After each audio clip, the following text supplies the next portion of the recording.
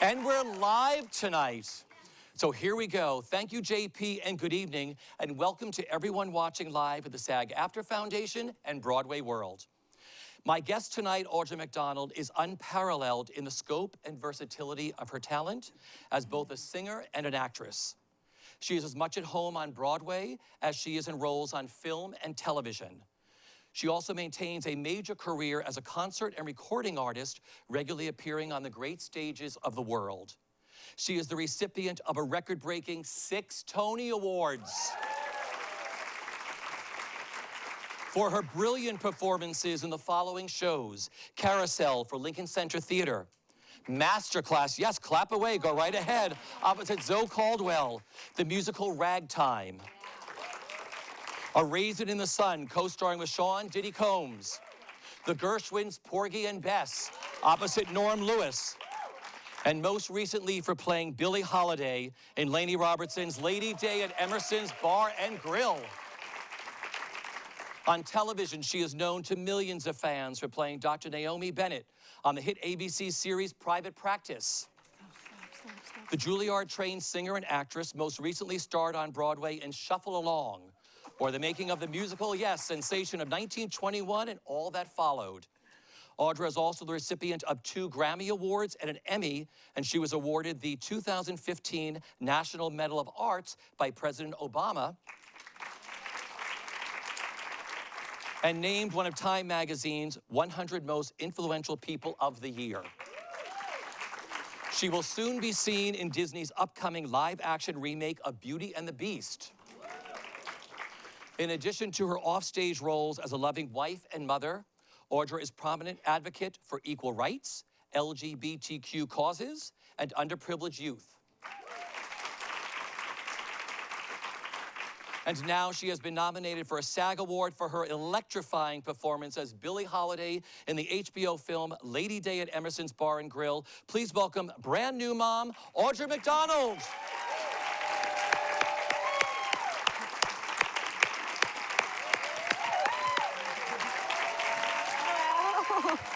Thank you. Hi. Thank you. Thank you. Hi. Welcome. Well, Thank first you. off, congratulations, a new mom. Her daughter is upstairs. Both her daughters are here, and her mom is here. Her daughters are beautiful. And you were saying that your new daughter looks just like Zoe did, right? I mean, yes, my older daughter, I have to get used to saying that now, is going to be 16 on Valentine's Day. And so I've got, but my little one, Sally James, looks exactly like Zoe did when she was little. So they're like twins, 16 years apart, which is kind of great, but it's wonderful too. So, Zoe's an amazing big sister, and she's been helping. She's been like nanny today. So it's been amazing. Zoe and my mom, both of them, great. So. And also, congratulations on your SAG Award nomination for Thank Billie you. Holiday. Thank you. I'm going to be honest with you. Usually actors know when the nominations for things are coming out. And everybody's like, what were you doing that day? It's like, oh, I didn't even know it was happening. Or I just took the kids to school, or I just was asleep. And no, don't believe any of that. Everybody's like, at least knows about it and is awake or is on the phone or whatever. But I swear to God, I had no clue. I didn't know any of that I didn't even know I was eligible or anything like that.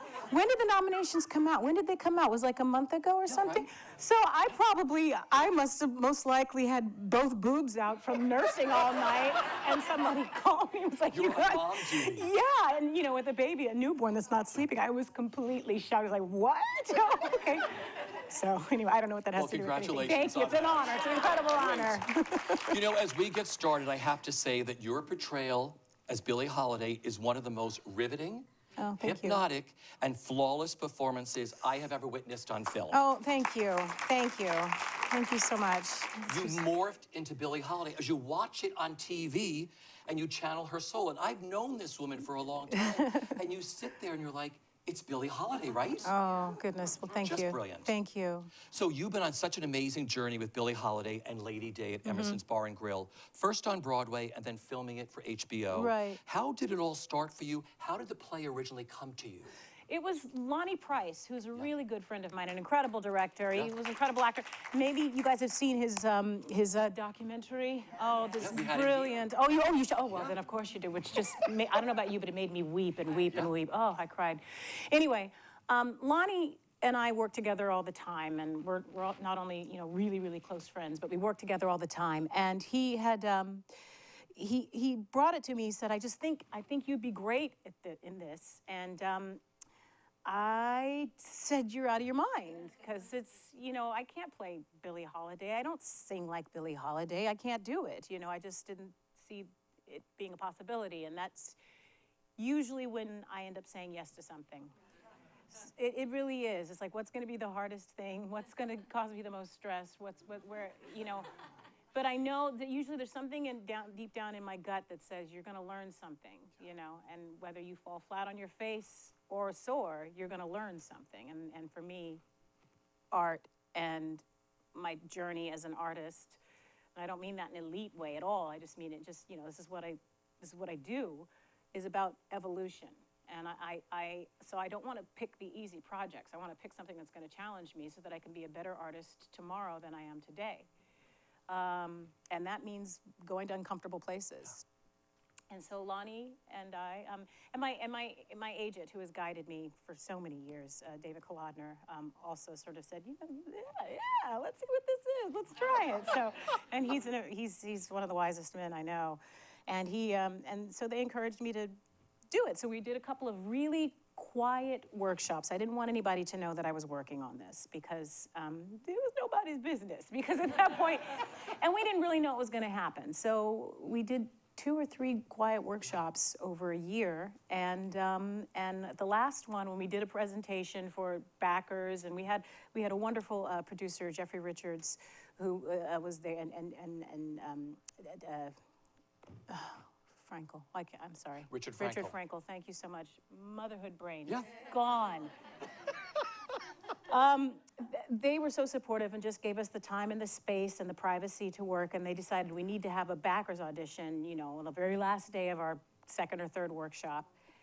And as I was doing the performance, there was something in the back of my head. I was like, well, this is the last time I'm going to do this, because I just thought, oh, they're not liking this. This isn't going to happen. And immediately afterwards, they were like, yep, it's a go. Let's go, let's go, let's go. And then That's how it happened. And like that, we were able to get this circle in the square. Just kind of happened magically. I mean, the whole thing kind of fell into place in a kind of surprisingly, sort of, it felt like kismet, And then the journey started, and I got to know Billie a little more every day, How much did you know about her when you started? Not a lot. I knew what most people know about her. Oh, great jazz artist. Wasn't she a drug addict? And the great jazz artist, oh, she's amazing, but, terrible, sad life and a drug addict. And, lady sings the blues. That's about it. And so it was a really amazing journey for me to really research her, and I did. I looked up every single clip I could find on YouTube. I read every book on her. I studied there's lots of audio recordings of her just hanging out with her band in rehearsal. And I was able, so that's listening, so you can listen to, there's lots of wonderful clips of interviews, like radio interviews that she did with people, but there's also there's great audio clips of her just hanging out with her band. So the voice she put on when she was speaking with someone, whether she was, and then the code switch to hanging out with her band, and then you can hear when they're trying to get her to try and rehearse, but she wants to tell a story and she's a little drunk. And then also, there's also lovely clips of her talking to her godson, and other wonderful clips of her just sort of musing about life. And I mean, a lot of it's very sad, but so I just, anything I could get my hands on. And then the other bit of information for me, which was very important, was anybody that's still alive that knew her, I tried to reach out to. And so there's a couple of people that I spent a lot of time with. Actually, Yolande Bevan, she took over when Annie Ross left Lambert Hendrickson Ross. Yolande took over. And she met Billie Holiday when she was very young, like 19 or 20. And Yolande became a bit of a confidant for Billie. And Billie trusted her and leaned on her quite a bit. And Yolande was there through her first marriage and her second marriage. She knew her husbands. And so Yolande had quite a bit of sort of insight into who Billie Holiday was and who she was in private and the insecurities she had, but also the loving and maternal nature that Billie Holiday possessed that nobody really knows about because she was so maligned as this, messed up drug addict who had this incredible talent. And so the day that Billie started to really come to me was the day that Yolande came in and spoke to us in one of our workshops. She just came in and told us her stories. And when she left, I turned to Lonnie and to Lainey Robertson, incredible playwright. And we all the hair was standing up on the back of on our arms and the back of our necks. And we said, don't you feel like Billie just came in the room with Yolande? It was the most amazing, because we just, all this, I'm getting a little emotional talking about it. This could also be postpartum hormones. But when Yolande left, that was the first time I thought, maybe I can get to who this woman is, because I felt like she rode in with the energy. Sure. She came in with Yolande. And Yolande was there throughout our rehearsals and would come in, and then also opening night, and gave me her blessing and whatnot. But then as the show was going on, people would come, like Robert Wagner came to the show and he said, I knew her. And let me tell you, lots of people, there was a jazz photographer who just passed away yesterday. What's his, he just, African-American man, he just passed away yesterday. Herbert, I can't think of his name. Someone Google. Yeah, but he came to see the show and he's like, yeah, that's who she was. Yeah. That's right. And then there was a young woman who came in, not young, she was an older woman, but she said when she was younger, her dad had a jazz club. And in Billie's last year of life, when Billie was trying to get any gig she could, she came out to this club, her dad's club. And so she was charged with picking up Billie from the hotel and taking her to the club. And Billie wanted some liquor. So they had to bring her some liquor, and she finished it by the time they got to the club. So as the show would go on, people would come in, bring Billie in with their little stories backstage. And so I took all of those as just gifts. And anything anybody could tell me about her, I wanted to know, It was like honing. Yeah, and with all of that, I put together who I thought she was, and just hoped that I came as close to her as I possibly could. But for me, it was about researching every little aspect of her that I could find. What unlocked her vocally for you? Because your voices are so different. Yeah, my grandmother. Really? Yes, my grandmother, my dad's mom, who passed away in 2006. I used to imitate her growing up because she was a gregarious, wonderful lady who made friends with everybody she met. She had 8 kids, and I don't know how many thousands of grandchildren there are. There's a billion of us. No, it's about 20 of us. But anyway, and I loved her. She was just this great lady. And she was born around the same time as Billie Holiday, and my grandmother was originally from the South. And my grandmother, she would say things like, Audra, get your feet off the Chesterfield, or Audra, what you, and so I used to imitate her to her. I'd imitate Nana to her face. And so, sometimes she'd like it, and other times I'd get a little hip. That's okay. But anyway, so in listening to Billie Holiday, and listening especially when she was just, she had her guard down with her band especially, and listening to all those recordings, I thought, she sounds like Nana when she talks. Slightly different, but that was my way in. So I said, if I go from what I know Nana's voice to be, I think I can get to Billie. And it would still work. Every night before the show, I would listen to her and listen to her. I'd have my earphones on and listen to her up until curtain, just to make sure she was there. And then before I go on stage, just ask her to be there with me if she could, Because the performance of Lady Day takes place at the end of her life. Very end of her life. A couple months before she passed away. And it's based Lonnie was the director, and Laney is the playwright. But Laney had a boyfriend who attended a concert of Billie Holiday's. It's some, knockdown club in Philadelphia. And he said there was maybe 8 or 9 people in the audience. Yeah. She was really kind of drunk and out of it, kind of stumbled on stage, sang a couple of songs, wasn't really kind of talk, but wasn't really coherent, and then just left. And he said it stuck with him so much. Laney's boyfriend told Laney about it, and Laney lived with it for a while, and then one night he just couldn't get it out of his head, so he got up, went to his typewriter, stood up, and it just flowed out of him based on that. So it's based on, truthful events. Yeah. It starts in such a vulnerable place, the play and the movie. So what was your nightly preparation like to get into that mindset of Billie each night and for the filming? Yeah. Like I said, listening to her, I'm someone who, when I am, even if I'm doing concerts or something like that, and this is where I did understand Billie, especially when it's just you up there, you don't have a role you're playing, it's just you. That takes, playing a role, of course, takes a lot out of you, but when you just have to go out and present yourself, there's such a vulnerability to that, and not even a character you can hide behind. So that when I'm getting ready to go out and do this is a roundabout way of getting to the answer. Going to do my concerts, I'm very quiet before I go on stage. A lot of people, like people close to me who maybe if they happen to be backstage before I go on, they think I'm mad at them because I get very I kind of go in. And I think it's because I know I'm about to vomit up so much. It's like conserving, or protecting myself. I don't know what it is, or it's a meditation of some sort. And it's just how I've always been.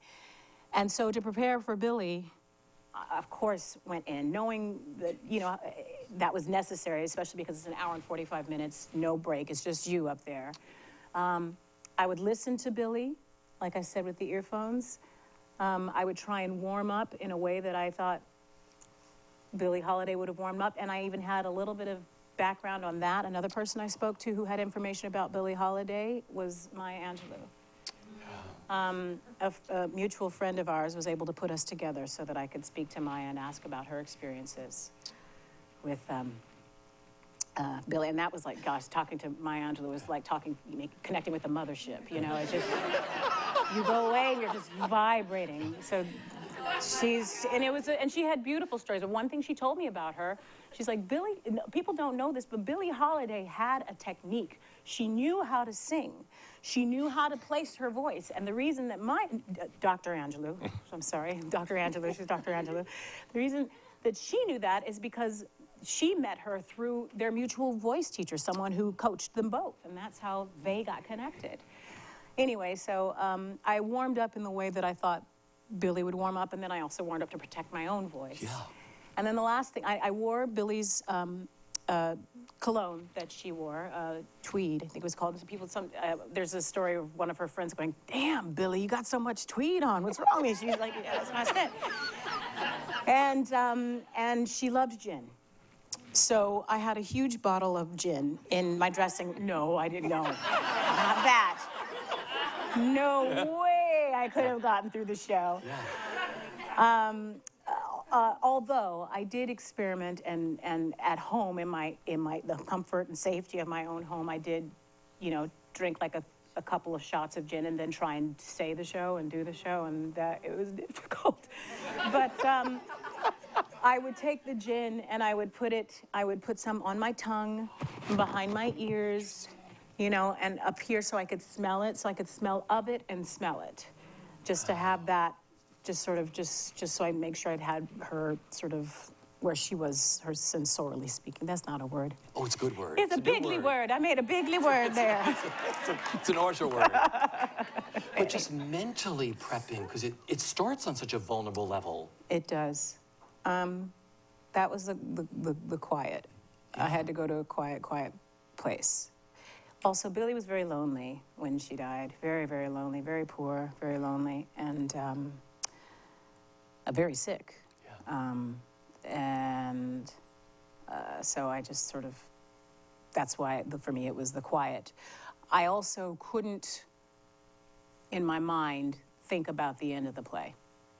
Yeah. In my prep, because if you think about the end, especially with Billy's story, you're not going to want to get out on the stage, and I had, had to get out there. Yeah. And for me, my other thought was always, Billy had to live this. If I, her whole life was this. If I can survive an hour and 45 minutes, she had to live it, for 44 years. I can survive, an hour and 45 minutes of it, so. How different was it for you from doing it on stage to filming it for HBO? It was very different. We filmed it down in New Orleans, which was wonderful, and we were only there for 4 days. I gained a pound a day. Thank you, New Orleans, for your incredible food. But that's okay. That's what you're supposed to do, right? That's what I did. We filmed in the Cafe Brazil, which was, they were able to sort of build it up to look like our stage. And Lonnie did everything he could to make me feel like it was the stage, in that we had a live audience come in for each of the nights that we filmed it.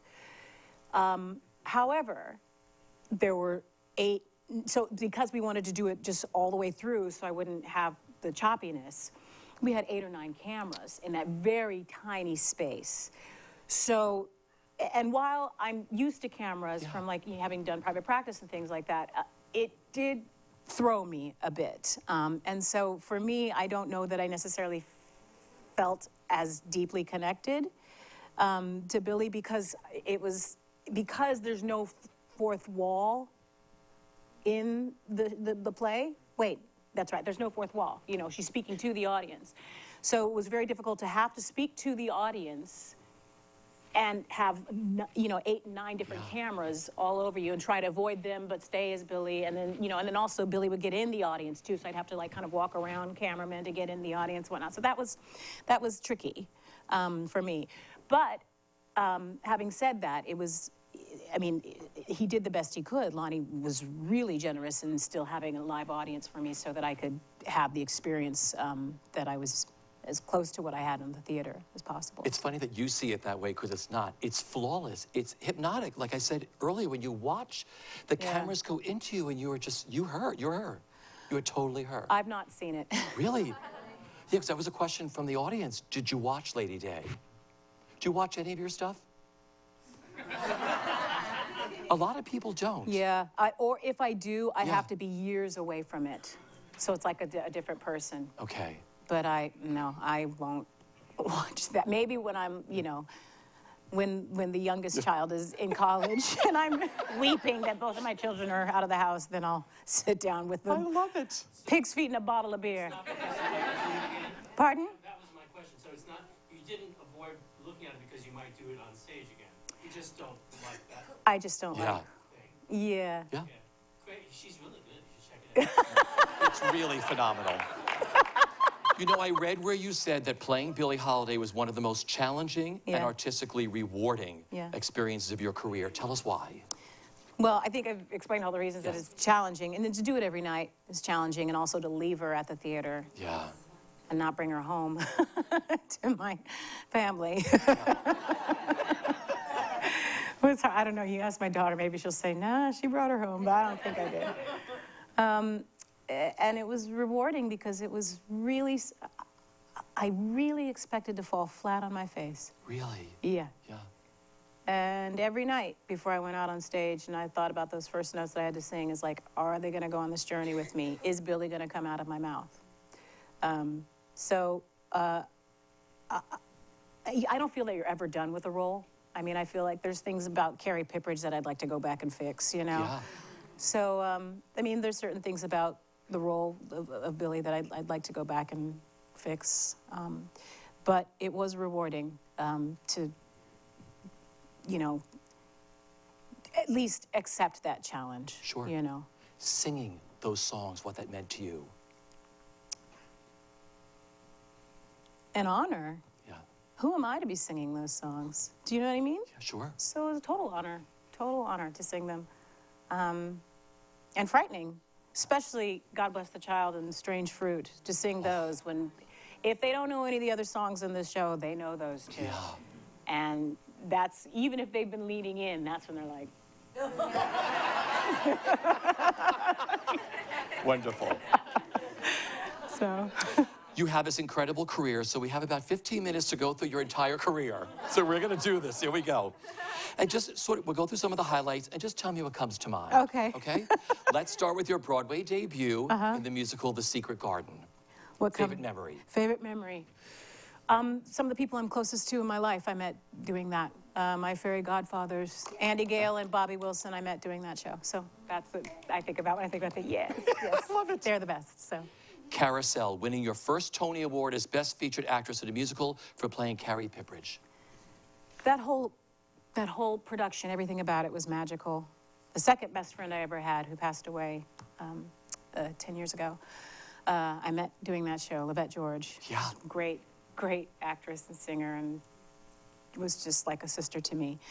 We met doing that show, but everything about it, the cast, that production, the love that was in that cast, working with Nick Heitner, working at Lincoln Center, especially after having gone to school at Juilliard across the street and kind of watched everything that would go on over in Lincoln Center, and then all of a sudden to be there a year later. Just, I never would have imagined that in a million years. So Yeah. just that, I just think about that show and I just think it was just magic. Like that's Brigadoon to me. It's like, you know, yeah.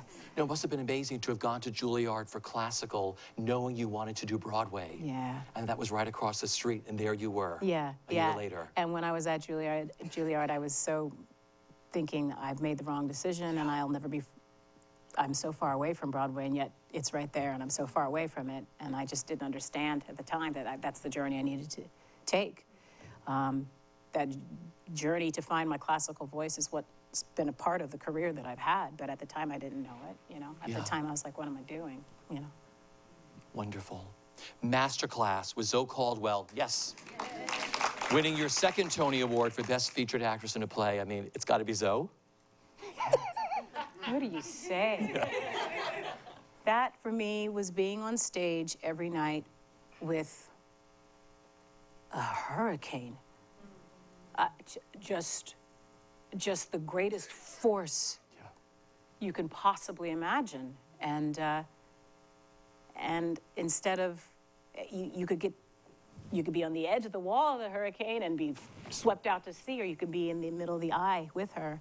And she's such a generous actress and person. Obviously, I named my first child after her, that she took you into the eye with her and said, let's make all this force together. You know what I mean? So I learned so much about life, and certainly about performing in theater from her. Because before you came into town, when you were out of town, did you share a dressing room between like a half wall? You remember that story? Yes, and yes.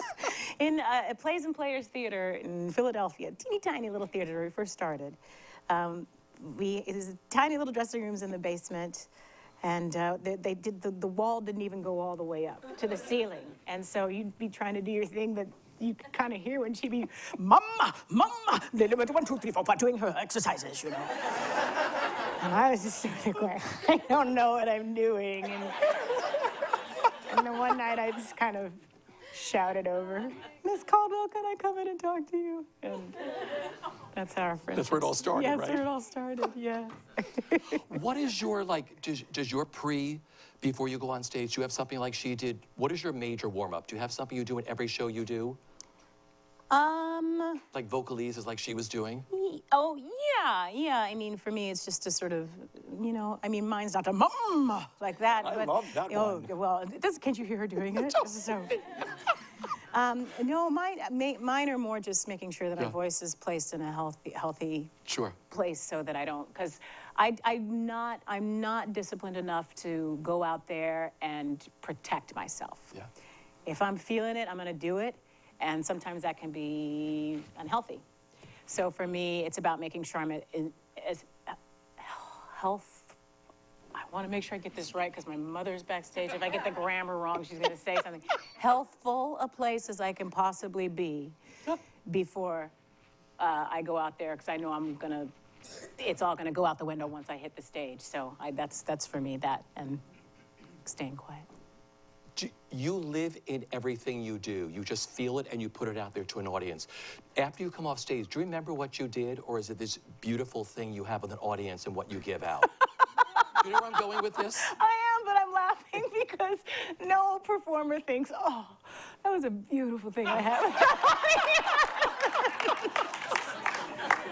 Usually you come off, you're like, shit. Oh, God, or someone was eating candy while I was out there.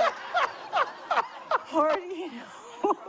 I mean, for everybody's like that. I remember Zoe Caldwell one night during masterclass, we were doing the scene, and she says, you know, something like that to me, shout it, and she's kind of looked at me. So sing! And that wasn't the line, but I was like, okay, she's gone up. And when we went off stage, I said, what happened? She said, I was thinking that I was going to have pasta with marinara sauce that night. She's like, and then I realized how I'm still on stage. And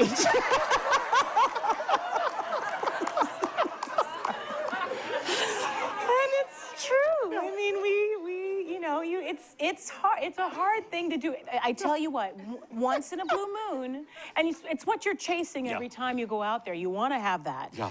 And some nights, the nights that it does happen, and it's very rare. I don't want to speak for everybody, but it's really rare for me. There are certain nights when you go off stage and you kind of don't remember what happened. And that's when I know, okay, we were all in the same place.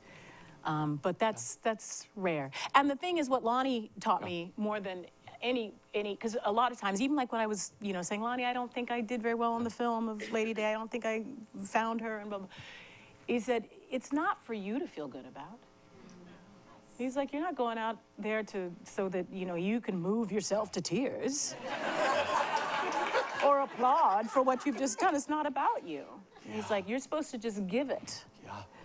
And I have to remind myself of that. I have to remind myself of that often. Yeah. He's one of the smartest directors working today. Yep. Yes. Ragtime, winning your 3rd Tony Award for Best Featured Actress in a Musical for the role of Sarah. That was the first time you had originated a new musical, right? Yes.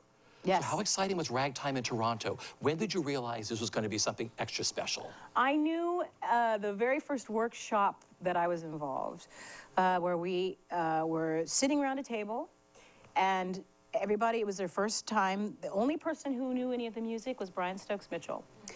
And he had done some of the demos with Lynn Ahrens and Steve Flaherty. And so we were all just kind of reading through the script, you know, and when it came time for a song, Steve would sit down at the piano, and Lynn and Steve would sing the songs, except for Wheels of a Dream, because Stokes knew it. So when it came to Wheels of a Dream, Stokes sang it. This is burned in my brain, and I don't remember much about my life. I really don't.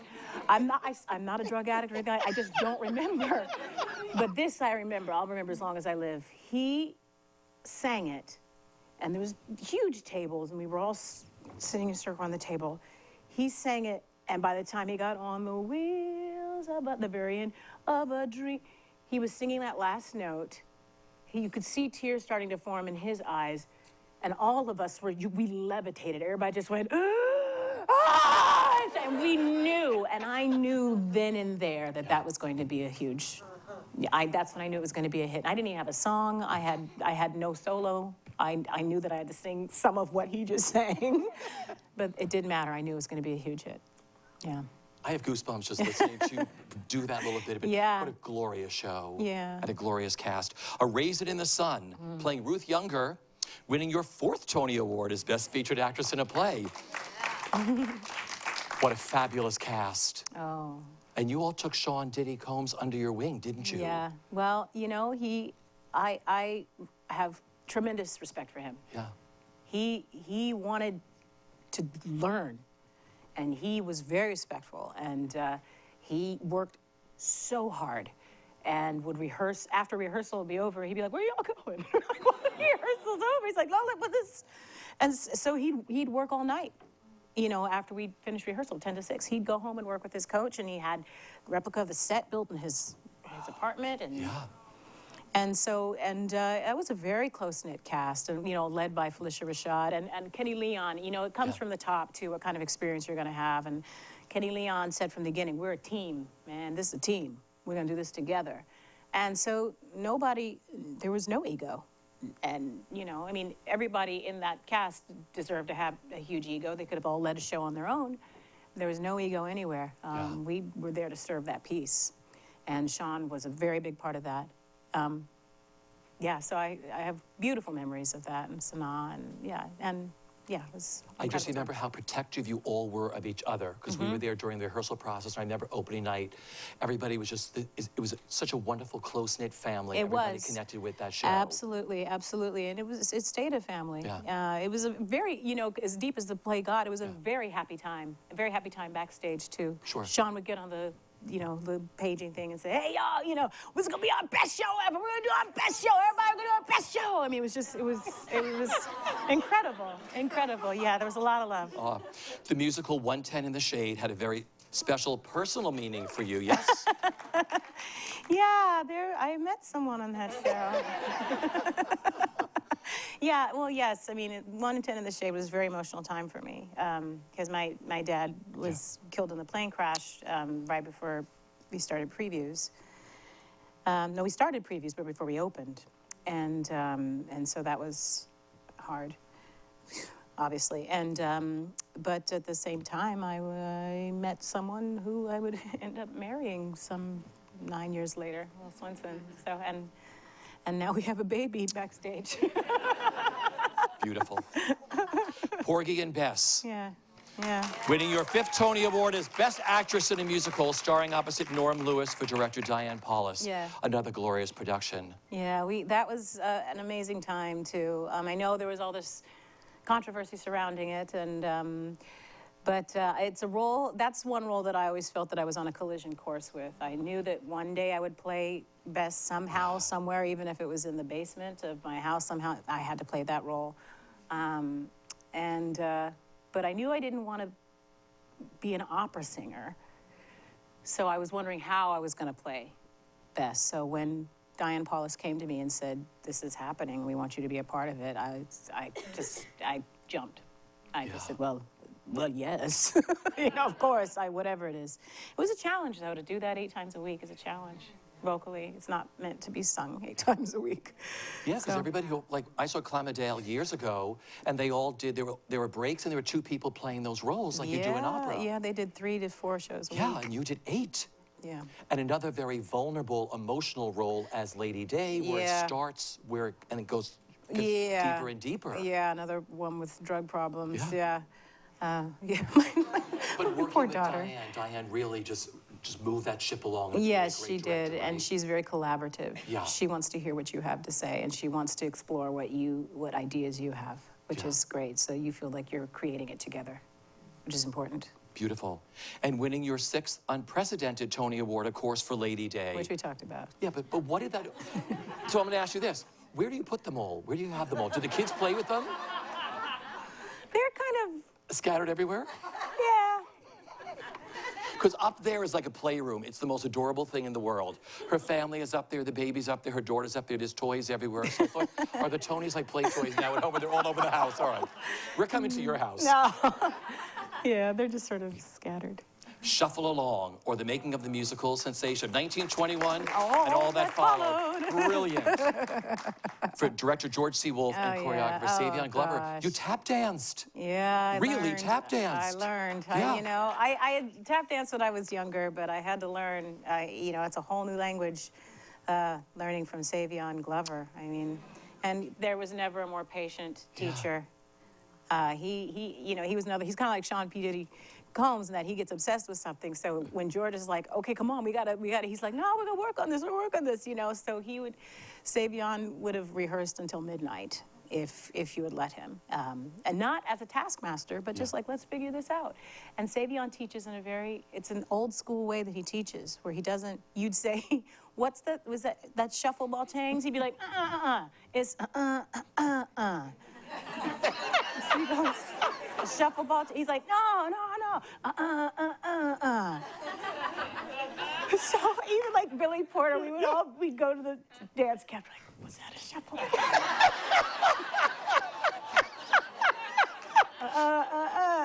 Would it make it easier or made it harder? You know, I understand that's how he learned, and what's wonderful about it is he wants it to come from you. He doesn't want it to look like something that was painted on you. He's like, you need to feel it. Yeah. You know, and his whole thing was, gotta get my feet together. And so he'd give classes before we'd actually start rehearsal. We'd have a whole class with him.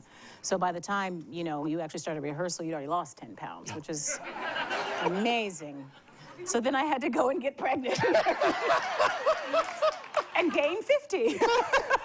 But you were all like tap dancing like a foot off the floor. I mean, you all stopped that show every single performance. Remember the first night you were on stage and just the reaction between you and the audience? Yeah, it was electric. It's so much fun. I had such a good time doing that show, and it was very important to bring that story to light. Very important story. Yeah. You are known to millions of fans for playing Dr. Naomi Bennett on the hit ABC television series Private Practice. Private Practice fans? Favorite memories of that and working in front of the camera, did you enjoy it? I didn't. But that's why I took the role. I was afraid of the camera. I wanted to not be afraid of the camera. And, you know, at first it was really difficult, and I think for me, you know, the thing is, I was with the most incredible cast.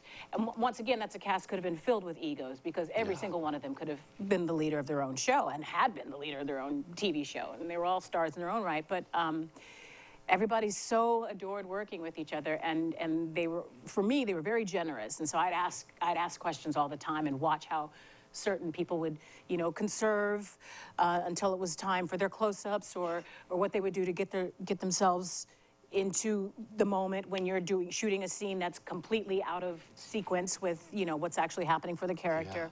And so I learned a lot. But and for me, when the light finally turned on for me in my head about how not to be afraid of the camera, is I finally thought of the camera as my audience. Whereas before it was like this robot. And so I was just afraid of it, thinking I better not, and I'm not a small person, so I kept thinking there's so much of me, and so I was just so stuck. And so once I thought of it as like, no, that's just how my audience is going to, it just really took me thinking of them as an audience. And then all of a sudden I was like, oh, okay, it's not something that's gonna like shoot lasers at me. They're just not freaking lasers. They're just trying to get they want to know what's happening. They want to feel what you're feeling. And that calmed me down. So, but it took 5 years. Yeah. No, because I always ask stage performers who started on Broadway what it was like being on a TV set, having a major role, and you're like, should I be here? Yeah, and you do have to learn how to bring it down. Yeah. Because you can't go big like you do in a theater. But I learned. It took me a while, but I learned. Because Jonathan Groff, a lot of them have said, like Ang Lee would tell him, less. And he's like, I'm not doing anything. Less. And then you realize how the camera's really picking up everything. Picks up everything you do, and to learn to trust that. You learn to trust that. You have to learn to trust that stillness. As long as you're connected to what's going on, but trust the stillness, the camera will pick it up. I love it. Yeah. We have a few questions from the audience. This is from T.C. Newman. Congratulations on baby Sarah James. Sally, but thank you. Oh, you have to say exactly hello, it's Sally James. Thank you. But see, Sarah could have been her name from Ragtime. I could have named her Sarah. What advice would you give women in the business who also have dreams of motherhood and a career? You can do it. I'm a little angry when I say that. I don't mean to sound angry, but there's no reason that you can't. And I think as women in this business, we need to insist upon that more and more and more. But just, you can. Yeah. There is a way to do it. And I'm not saying it's easy, but I think, this is because it's just so personal, because it's happening to me right now, but you have the right to be able to do both. And I think for me, it's also important to show my daughters that I can have a career and I can be a mother. You don't have to choose one or the other. There's a way to do both. And they grow up backstage. I mean, they're with me, you know. Zoe was with me until she started, you know, school, and Sally will travel with me now. And Zoe's grown up in the theater. She knows how to be on stage. She knows how to be backstage. She's, you know, she did a little stage managing while we were doing the Moon for the Misbegotten last summer. I mean, it's a great experience, and they have an incredible appreciation for the world in that respect, because they're seeing all different types of people and the diversity and teamwork and how something gets built, and that it's not just about glam, it's about everything that goes on backstage. And so it's, I think I've been very lucky, and I would say to anyone, you can do it. Don't give up one or the other, do both. Beautiful. If you want it. This is an auditioning question. Auditionings can be very hard to try to nail it. Yes. Do you like to audition, and what is your secret to auditioning? I do not like to audition. It's a hard nut to crack, but someone gave me some great advice once, and I try and tell this when I do master classes or whatnot to students. Go in, and instead of like, please like me, go in as the answer to their problem. Their problem is they don't have anybody to play that part yet. So you go in there and say, hey, I'm your answer. I'm here to solve your problem, A. And B, do you, baby, do you. Don't try and go in there and be like, I'm gonna be the Barbra Streisand you need. No. Or I'm gonna watch me Lady Gaga this. No. And everybody gives us advice, but it's so true. You must be uniquely you, because you're not going to be good at trying to be anybody else. You have to be you. So that's, I guess, the other bit of advice I would give. But go in the mindset, I'm going to be the answer to their problem. So. How do you choose your projects? If it scares me, I do it.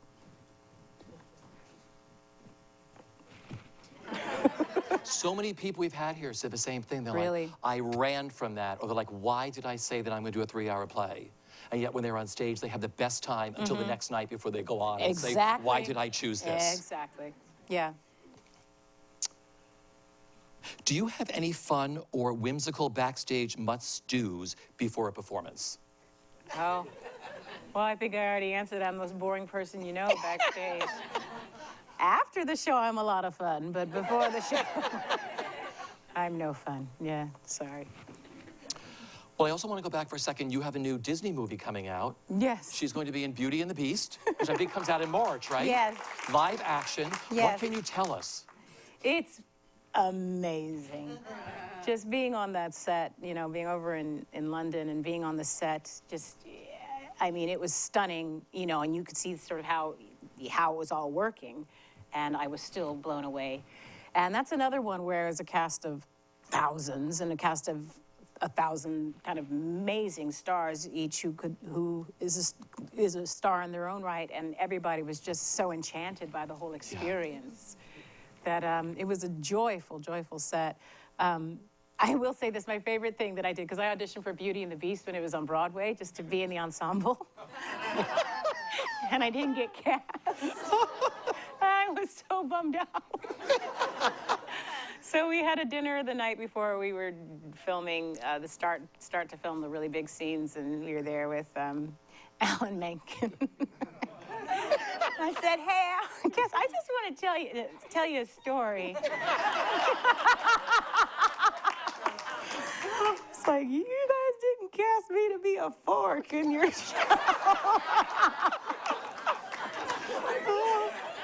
Maybe I shouldn't have, but I bet you he loved it. Joe, he was like, oh, I'm sorry. I'm like, no, it's all right. I'll take this instead. This is better. No, but it's fun. I mean, my part is small. Who do you play? I play the Garderobe. I play the Garderobe. So she's a very larger-than-life character. I will say it's not the subtlest role I've ever played. But I had a lot of fun. Stanley Tucci and I would say to each other, we're going to win Academy Awards for these performances. We are so subtle. We're brilliant. But it's beautiful. It's amazing. I've never seen anything. Once I've seen some of the finished product, and I don't know how, actually having been there, I don't know how they did it. Yeah. It's going to be beautiful, you guys. I'm excited to see it in a big theater, but what I've seen so far is just mind-blowing. Oh, the teasers are gorgeous. And working with Bill Condon. Oh, Bill. It's so wonderful to work with someone from the theater and from Broadway. Just lovely. And the set, it was just, for a project as big as that was, and the set as huge as that was, he never lost his cool and just made everybody feel happy and loved, and it was beautiful. You played the Mother Superior in front of millions of people on live television. How much fun did you have, and what was it like when they said action? We had fun. We were scared to death. And it's a strange feeling to know that you're live and to be doing a musical, and yet when you're done with the number, it's just, you know, that was an odd sensation. So we'd finish something, you know, where you'd normally expect applause or tomatoes or something, and it was just like, okay, and we're just gonna go right now. But it was an incredible experience, and once again, you know, that was just filled with a lot of love and excitement about bringing this sort of this genre back to television, you know, to live television. And I love that it's taken off like it has, you know, and that it's just the different networks are getting in on the action now, and it was wonderful. I mean, it was also very odd for me to be playing Mother's, talk about a role I never thought I'd play. You know, I mean, it's certainly, but we also did really wonderful research for it. We went to a convent, and I met with a Mother Superior there, and we spent time with a bunch of nuns, and they talked to us about their lives and their day, you know, how they, you know, what their lives were like and why they devoted themselves to the order or whatever. And it was amazing. It was an amazing experience. A lot of fun, but you do age a bit in that 3 hours. Yeah. Because we had a panel here a few weeks ago from one person from each of them that had been on TV, and Christiane Nall was here. Oh, yeah. And she said you all came off stage, it was like a little nun's room. Oh, we did. We had our own little nuns quarters where we were all texting and yeah, because we couldn't go back to our dressing room, so we all just had our little cubicles. Little convent. We had our little convent, and then, you know, the Nazis had theirs, and everybody had their little convent. But you said your wimples had to be redone because no one could hear anything or something, like in rehearsal? Yeah, the wimples, and also those things are heavy. I had to have, like, neck work done afterwards, just because, you know, that's all right. I'm fine. Is there a dream role you would like to tackle?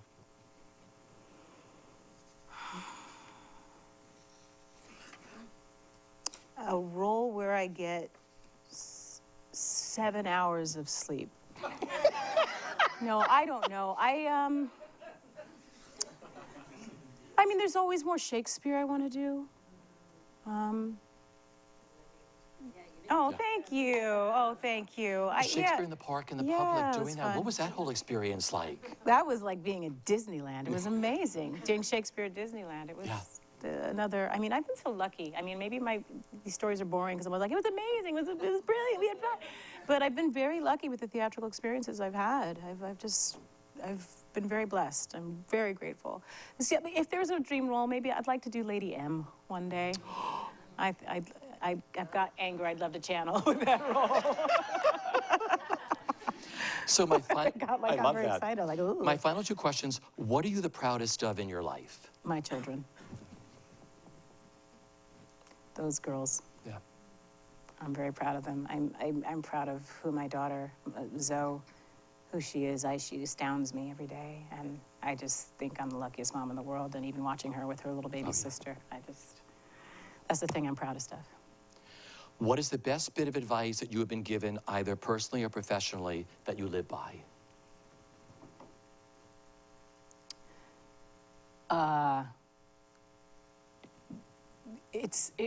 There wasn't actual words. Well, maybe there were, but it was watching Zoe Caldwell in action, backstage, and seeing what a consummate professional she was, how dedicated she was to her art, how dedicated she was to her children and her husband, how dedicated she was to everybody within the theatrical experience, from the guy who ran the stage door, to the carpenters, to the ushers, to the box office workers. And I learned that nobody is better than you. You're not better than anybody, and nobody is better than you, and it takes a village. And so I learned, I learned respect, and that you must respect everybody around you, in life anyway, but certainly on stage as well. Well, I want to thank you for an amazing hour that flew by very fast. Yes. Flew by fast. Yay! Taking out your busy schedule, being a brand new mom. Congratulations on the beautiful work in Lady Day and everything else. Ladies and gentlemen, Audra McDonald. Thank you. Thanks for coming. Thank you so much. Thank you. Oh, no, stand. Thank you.